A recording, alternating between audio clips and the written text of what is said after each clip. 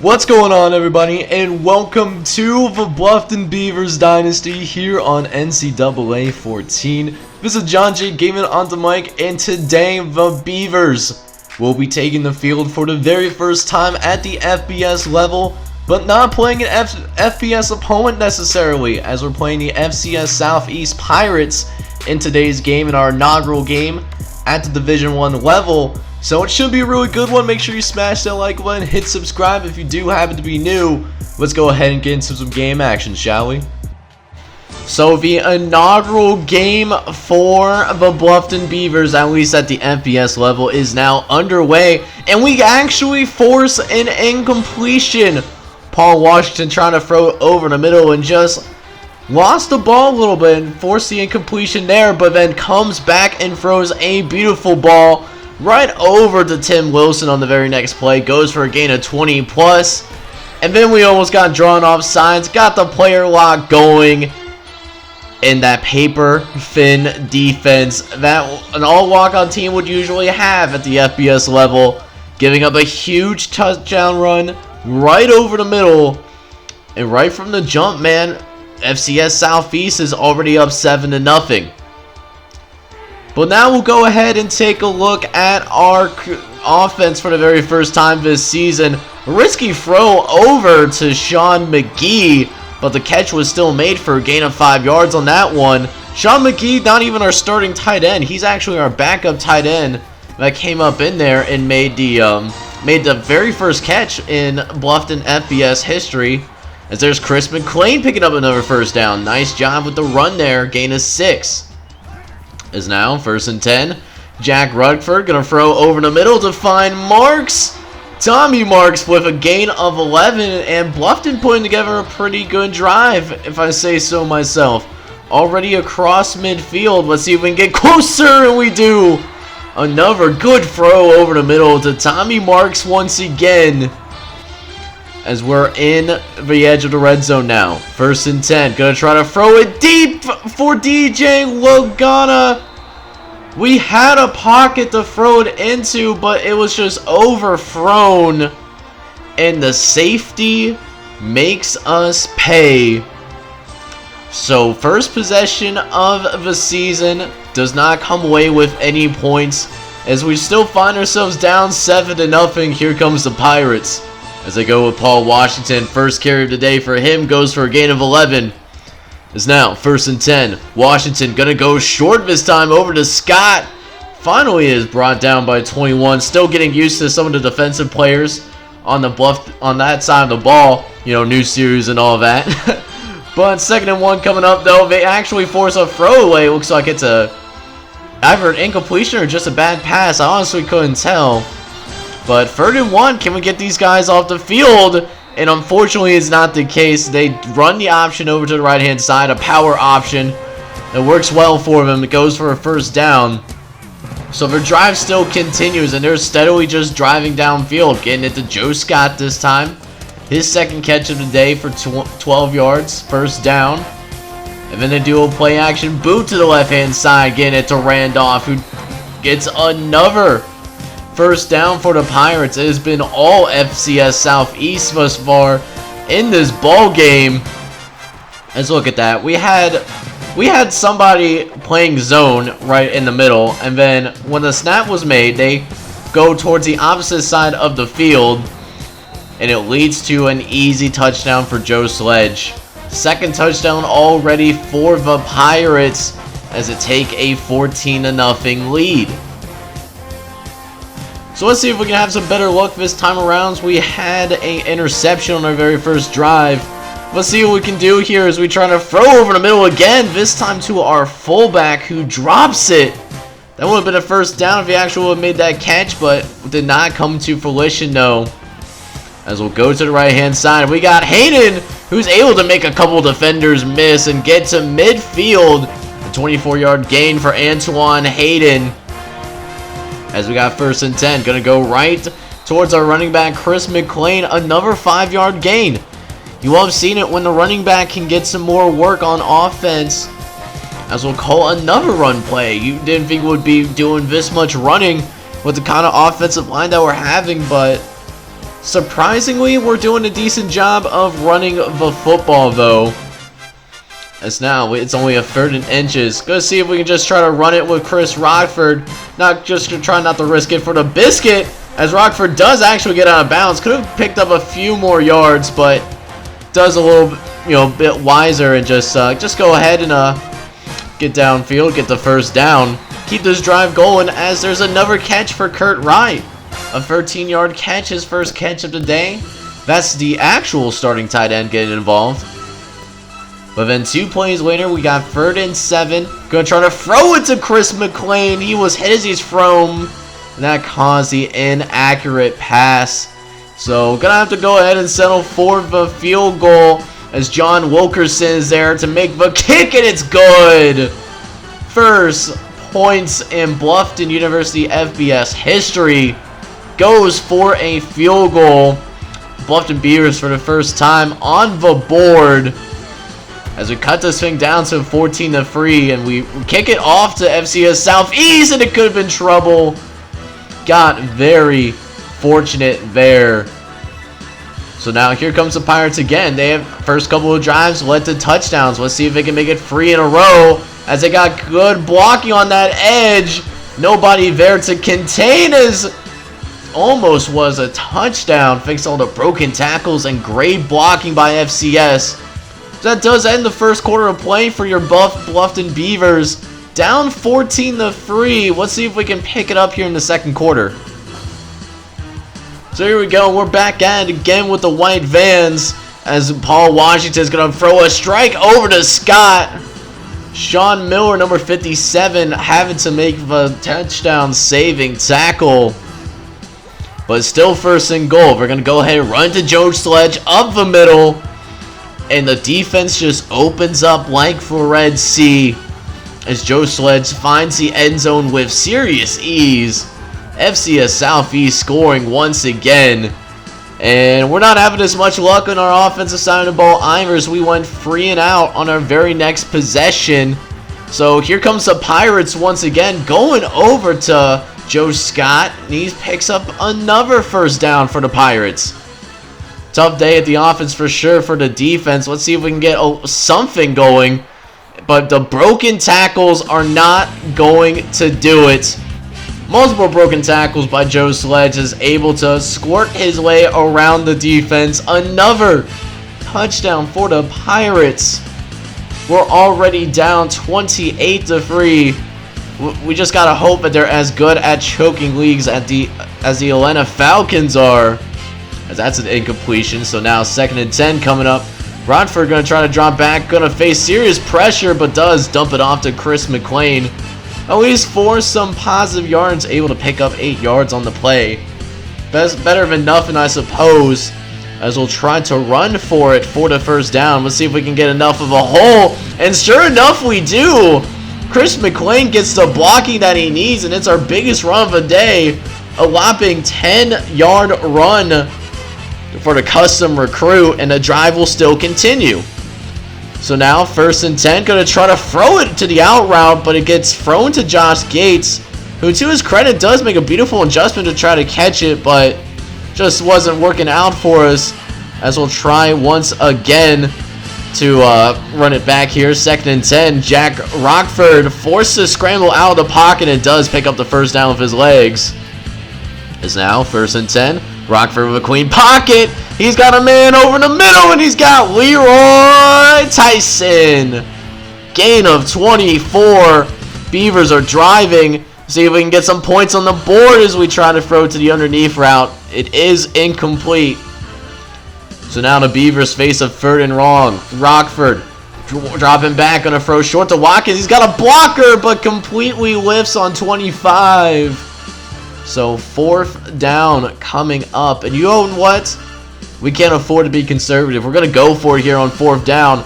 Rochford dropping back on a throw over the middle to Josh Gates, who does make the catch this time around. A 6-yard gain that does go for a first down. As now we got a goal line situation for the first time this season. Let's see how we can do.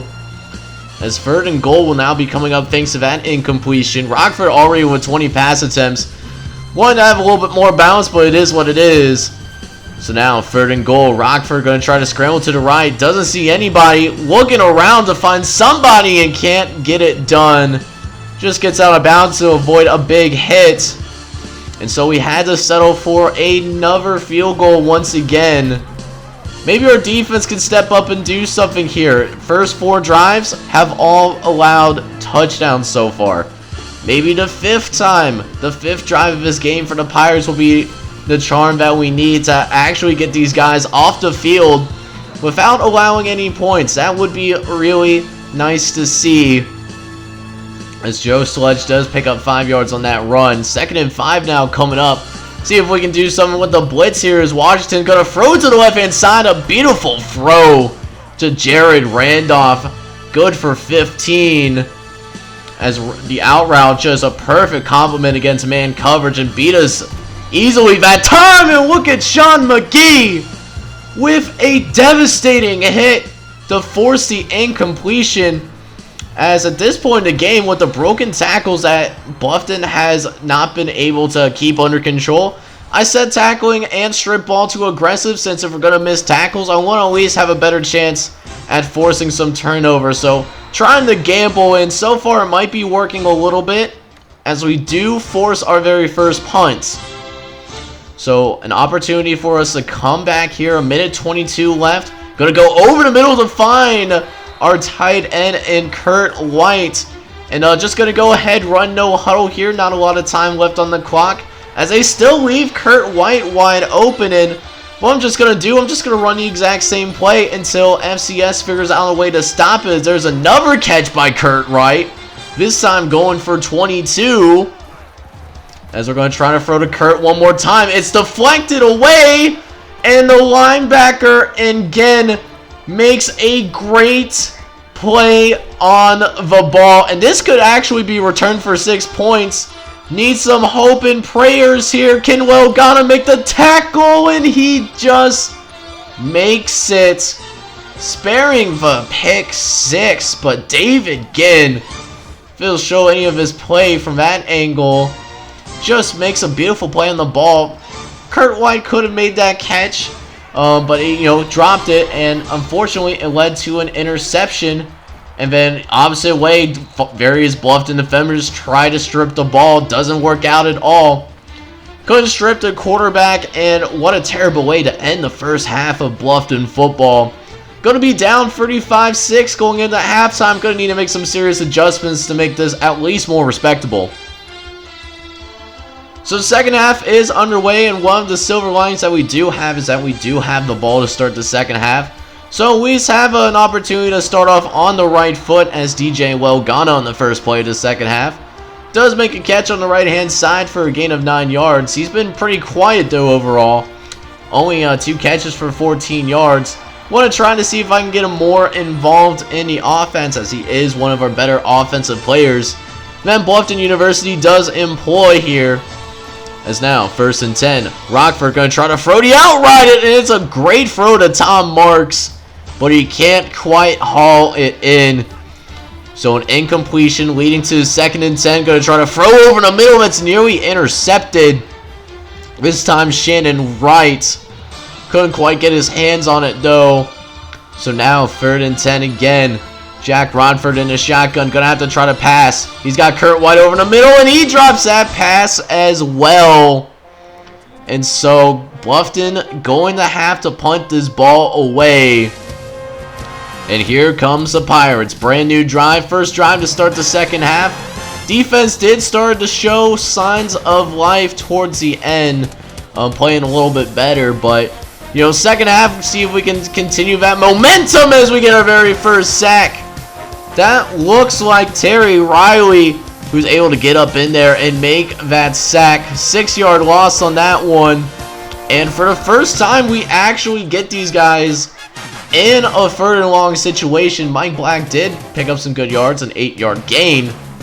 But 3rd and long now, able to employ a little bit more of our pass defense. That's what the 4-2-5 scheme does a little bit better job of, as Washington tries to go deep over the middle, but it's incomplete. 21 there to break up the pass, and we actually force another punt. So things are starting to look better, you know, just going back and forth with FCS at the very least. But, you know, if we want to try and come back and win this game, you know, we need to see a little bit more from our offense. We're able to do a good job of, at least for the most part, you know, overalls being considered, moving the ball between the 20s, but, you know, when we get into the red zone, have not been able to finish, whether it be a turnover or having to settle for a field goal. So, want to see a little bit more. Let's see if we can get it as we throw over the middle to Watkins. That's Bill Watkins making a nice grab for a gain of 17. As a couple plays later, we do face a 3rd and long. Rochford going to drop back in the shotgun again, trying to get it over to the middle. Was incomplete, but what do we have here? Looks like it's pass interference on David Ginn. So a 15-yard penalty keeps the drive alive for the Beavers. As Kurt White almost finds the end zone, a 20-yard grab right up the seam. As now, 3rd and goal, a couple plays later, just need a couple more yards. See if we can slam it in there with Chris McLean, get some points on the board. But unfortunately, the offensive line does not hold up. So again, another field goal for the Beavers that we had to settle for. As now only down 35-9. But that lead will be extended because we allow another long touchdown run, this time to Odell Dukes. I think it's either the 3rd or 4th different guy to score for the Pirates. And now it's 42-9, so now we can't be settling for field goals anymore. You know, if we don't score a touchdown on this drive, this might be where the backups will start to come in. But do want to give the starters at least one more drive before I make that kind of decision, as that's an incomplete pass. We did have somebody over the middle, but didn't quite work out for us. It's now 3rd and 5, going to send Welgana into motion. We do have the wheel route. Let's see if we can complete it, and we do. Tommy Marks, gain of 10 yards, and the drive will still continue for the Beavers. As we line up quickly, 1st and 10. Rochford going to go short to Josh Gates, able to make a man, or at least get by him, and is pushed out of bounds before picking up 15 yards. Josh Gates' 2nd reception of the day. Felt like I called his name more often than I actually have. But I guess that was not the case, as DJ Welgana making another 16-yard catch. As now, 1st and 10. Rochford going to throw to the right-hand side, trying to throw it to Marks, but it looks like a fumble on the field, and the Pirates are going to recover. But I don't know if that's a fumble. I did not believe that was a fumble in real time. You know, at least an incompletion. So, went ahead, decided to actually challenge it. You know, because I have nothing to lose at this point, right? And they actually reversed the call. So, very rarely you see a coach challenge actually work well for us in NCAA 14. But in this case, luck was on our side and we can keep the drive going. Maybe we can get a touchdown on the board. Let's see if we can get it with Chris McLean. As we hand off to him, he finds just the space needed in the end zone. Touchdown, Beavers! That's going to be feel good to say finally. The Beaver call finally coming through. First touchdown at the very least. And now we'll see what our defense can do, how they can respond. Would love to see us trying to get a turnover. You know, at least help us finish strong here in this 4th quarter of play. As that's another 1st and 10, and I read that. I actually read it, tried to use her to linebacker. I read it, and I pressed the wrong button because I'm used to playing on Xbox, playing on PS3 for this Dynasty, and that's going to cost some yards just because of user error. Should have been intercepted, but we're just going to say he tripped and fell or something like that. I don't know. 1st and 10 though for the Pirates. Paul Washington will drop back to pass once again. He's going to find Wheatley over to the left-hand side. It does eventually get brought down, but another essentially 3rd and goal is the yellow line indicating the 1st down is right on the goal line, so might as well be 3rd and goal as they try to throw to the right-hand side, but it is incomplete. So we force the Pirates to take a field goal. So playing a lot better. You know, would love to see if we can win the 4th quarter at the very least, and we almost threw an interception. once again, thought we can squeeze it up in there. The gunslinger mentality within me said try to fast it in there. But logic probably should have said, please don't do that. And it almost cost us another turnover. But now that we have the ball back, and all things considered, Jack Rochford's actually having a pretty good game. 31 for 49, actually being relatively efficient, with his passing attempts. Like I said, just haven't been able to finish drives necessarily. As it's 1st and 10 again, Rochford gonna have to try to scramble and just gonna go ahead and throw this one away. Just doing ourselves a favor, as do not want to see your 5'7" quarterback getting blazed over by 300+ pound linebackers or defensive linemen for that matter.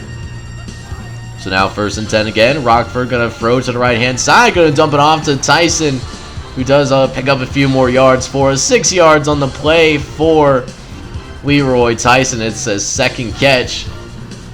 It's now 2nd and 4 again. Rochford gonna try to throw it to the right hand side. Gets it to Josh Gates for a gain of 17 on that one. So the Beavers are driving again. Can we finish up with 6? And we do! Touchdown, Beavers! Josh Rochford gets his 2nd touchdown pass of the day. But more importantly, he sets the single game record for most passing yards in a single game. 491 yards Jack Rochford passed with, but it was not enough though, as the Bluffton Beavers will fall to FCS Southeast in its FBS debut, losing by a final score of 45-23.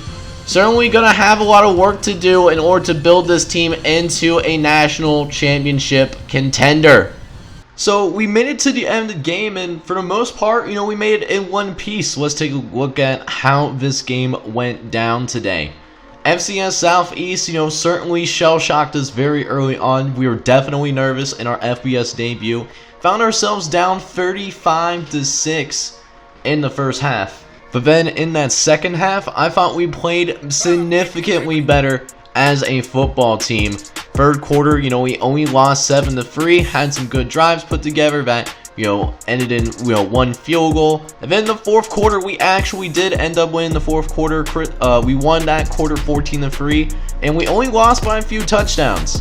Doing the individual stats, and Jack Rochford was a gunslinger for the most part. We had to do 56 pass attempts because we were down by so much so early. Not something I usually want to do, but he handled it pretty well. 37 for 56, 491 yards. Also had a touchdown, and he did have 3 interceptions, but only, 2 of them was, really his fault. One of them was just a really great play by the linebacker. The other one was an overthrow. The only one that he had a bad decision was, that third interception that happened, towards the end of that first half. So, Jack Rochford, all things considered, had a pretty solid game. Rushing wise, we had to get away from the running game, but when we did, we weren't too shabby. Thought we were going to really struggle running the ball, but Chris McClain had some good carries. He had 29 yards and a touchdown, which is always not too shabby. And then Rochford also had positive yards as well, despite taking 2 sacks, 5 rushes for 11 yards. Checking out our receivers, the star of the day was Kurt White. Not known for his catching, but really made himself a receiving threat today. 8 catches for 142 yards, he was balling out. Another guy to also play really well today was Josh Gates, who used his solid speed to good use as he had 6 catches for 72 yards. Also had a touchdown in the process as well. Defensively, these are the lead leaguers in tackles for us, and we had 5 tackles each. Matt Smith, Jeremy Walters, and Scott Curry each getting 5 tackles, out there on the field. Not a lot because there were usually a lot of short drives and usually not in a good way, but hey, this defense played a lot better in the second half. We also didn't force any turnovers out there on the field, but we did have a couple of sacks today, which is encouraging to see. Terry Riley and Matt Smith were the guys that were able to find the quarterback and bring him down for a loss of yardage. So next episode, we might go up against, we might have a doubleheader next episode as we go up against a far superior team than one we just faced in the North Carolina Tar Heels. And if it does get really out of hand, most likely, not in favor of us, of course. What I am going to do is go ahead and, play a doubleheader, play North Carolina, and then second part of that episode, play Houston as well. These will be the last 2 games that we'll have before we go into conference play.